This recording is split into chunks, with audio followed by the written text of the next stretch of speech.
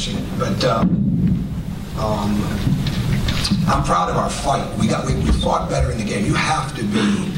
Michigan State's going to bring the toughness out in you, or it's going to expose what's not there. There were some times on the backboards that we didn't do a good job there, and we had to do a little more subbing than we would have liked to do. Our blackouts weren't as good as they need to be underneath, and they got some kickouts because of that.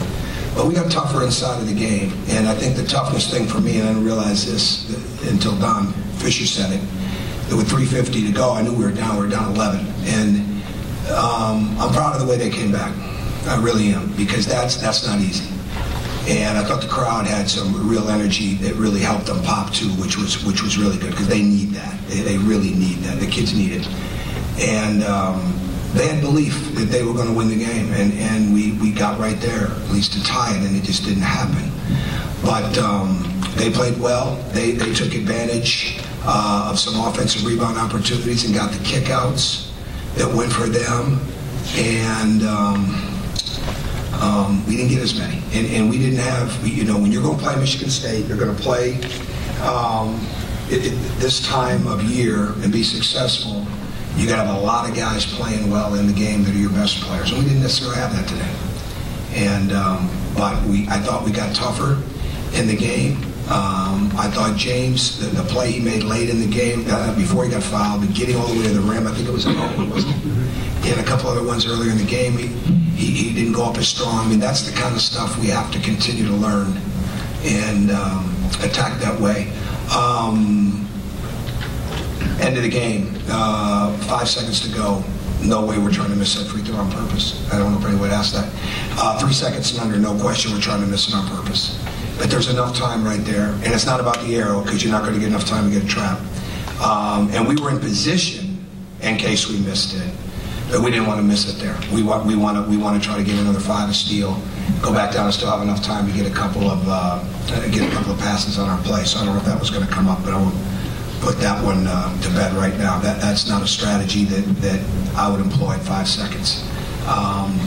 And at the end, and we were in position for our free throw play again, obviously trying to make it, and we just didn't get it.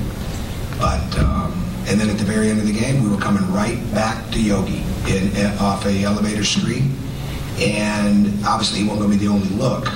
But in that situation, he's one of our best baseball passers. If we didn't want him to get another look, we'd have him take it out of bounds. But we did, and they covered it. And Nick and James, Nick got a little higher than you'd want, but they're going to force you into that. We wanted to get a little slip action there, and we got the catch. Just want to get a catch. And but I'm proud of the way they fought. Michigan State is an extremely talented and tough team, and they execute at a high level. And they got some guys come off their bench today, like Elvin Ellis, who has really not done a whole lot lately, and all of a sudden he's got a great game. But I thought I liked the way we responded when we got down and continue to come back, and we're going to get tougher for it. So, go ahead. First question? I'll handle it. Go ahead. Who's got the question? Greg, that one? Yeah, I do. Yogi at the line. You got to like that, I'm guessing. Oh, absolutely. Me too. Absolutely. I mean, I really thought we should have ended the half with a couple free throws, to be honest with you, with him on the line. And have seen nothing that would lead me to believe differently, but absolutely. And hey, I mean, he hurts. I mean, my shirt's stretched from holding on to him. I mean, these kids want to win. I mean, they practice so hard. And it's not just the last couple of days. They're like that all the time. So, but he's got to bounce back. That's why we put him right back in a situation, whether he can make a catch or not. But Yogi's a winner. Yogi is one of the greatest winners that I've ever had the personal, or the ability to recruit watching him win. Okay? And that was before you moved here, when he was in high school at Park Tudor, in the way that they would win. He won 2 state championships as a junior and senior, and finishes a runner-up as a sophomore. And we'll put him in that position again. So I love coaching him. I love coaching him. Let me just see him. Go ahead. Were you at all, I guess, I know you didn't know the box score, but Michigan State took 28 threes. Were you surprised at 28 threes? No. They're one of the best three-point shooting teams, are they not? Yeah, we knew we had to defend. They got some kickouts when we were scrambling inside of the glass. And Trice got hot there a little bit. But You need length on Trice as much as possible. And we don't have that as much, so we've got to have some tenaciousness with it. And he made some big plays. He's really good. He's really good. That's a kid that you're going to be watching NBA games. He's going to be on a roster and he's going to be playing on, whether he starts as a second guard, third guard, something like that. He's got it. They've done a great job with it. Terry? I think only one of their last 9 rebounds was offensive, Michigan State. But the ones they had to that point, the 14 or whatever, I mean, did you feel like that's what gave them a little... Oh, absolutely, yeah. There's no question. There's no question, and that's why we had to sub more. And James and Yogi had 7 boards, so you have to do a good job blocking out with your forwards, okay? And I use that term forwards lightly because we don't have that, and we don't have the great size. I was glad we had Colin back. He was in the fight, but we missed some lockouts. We're going to see that film and know that was not good. And so you got to block out the forwards so your guards can slide in and get it. And when we did that, we did a good job. A couple of times we didn't hit them. Sometimes we did. I mean, and a couple of times that we didn't, and they got the ball. And it is a very physical game. And I don't know. I can't remember the last time watching Purdue, Michigan State the other night. That was like I didn't recognize that. In the big. I mean, how physical that game was. But so you got to get ready for that, right? And we did at times. But we didn't, I do know, I did see the rebound numbers, but I know those during the game. And certainly we've got to get more out of Troy than 3 boards, especially when he's had 27 the last 2 games. And he knows that. He knows that. But we had to do what we had to do, and we had to sub, to be in the fight. And so that's a tough thing. Go ahead back there, sir. Coach, you mentioned Michigan State's ability to hit the 3. What did you see on film that made you stay in the zone? They're also really good around that basket. Okay, and we mixed our defenses up. We mixed some of the plays. They execute very well. We've got to have it really as much as anything is for the rebounding. Okay, and we gave up some 3s in the zone, but we also gave up some on the missed blackouts and things. I'll have to watch it closer.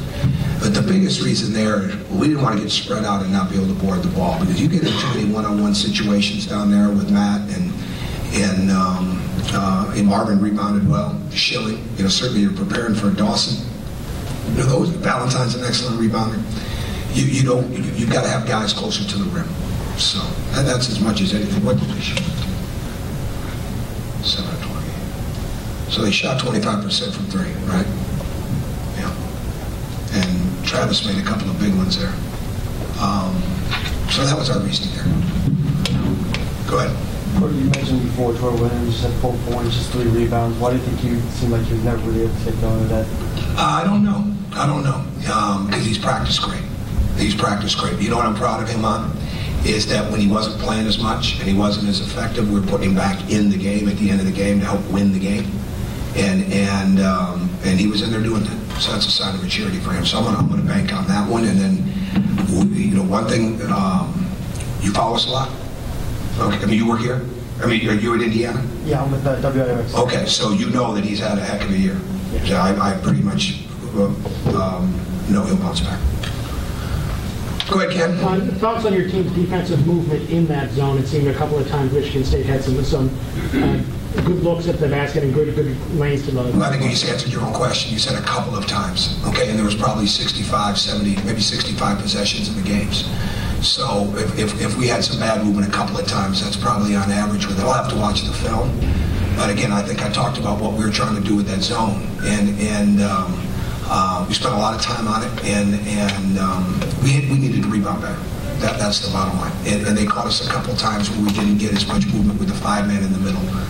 But we'll watch the film and see if we can get better from it. Go ahead, who else? Yes, sir, Dave. Just about Colin, what did you think you'd get out of him today, and how's he come along? I didn't think we'd get that much because it wasn't determined until today fully. We were certainly, it was looking that way, that we were going to be able to get him to go, but because he's done very little the last couple of days, but also has, he had to play through it a little bit, and we looked at our numbers without him compared to when we do have him. And we're not going to get it yet. Hopefully we're going to start to get that next week.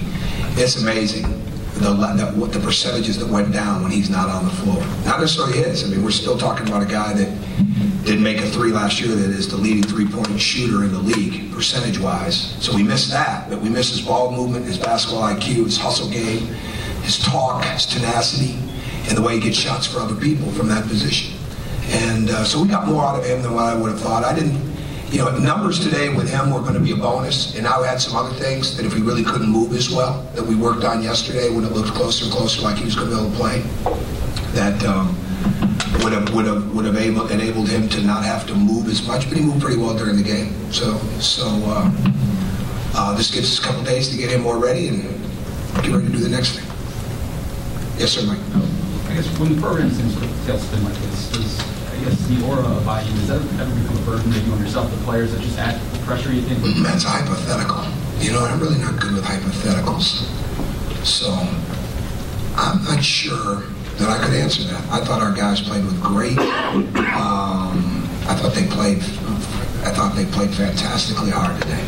I'll leave you with that one. Okay. Anybody else? Mike. Devin Dress today is lines. That was important to him. He wanted a chance to do that, so that was good. He's really gone through a lot, and that was something that he wanted to do.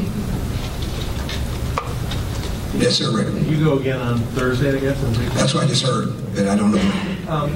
When you're going through a rough patch like this, what do you do to bring them back and focus on what's next?